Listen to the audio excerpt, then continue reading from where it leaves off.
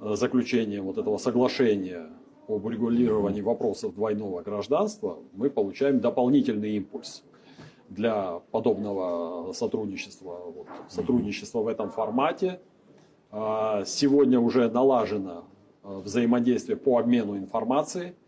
Будут развернуты дополнительные консульские пункты.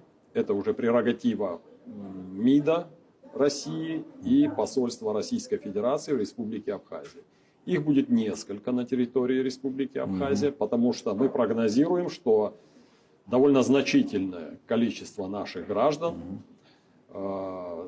будет обращаться за приобретением российского гражданства и получением российского паспорта.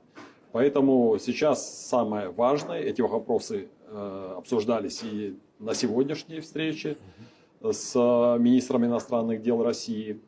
Главное создать комфортные, спокойные условия для работы и консульских работников России, и для комфортного обмена бумагами и получения, соответственно, в окончательном итоге российских паспортов для наших граждан, чтобы это было не слишком обременительно, не слишком сложно и не слишком длительный период занимало бы. А где они будут развернуты, консульские пункты? Один пункт будет развернут в столице, в городе Сухум, следующий город Гагра, и еще один пункт, скорее всего, будет развернут в городе Ачамчира. То есть соблюден такой географический принцип, это создает наибольшее удобство для всех наших граждан.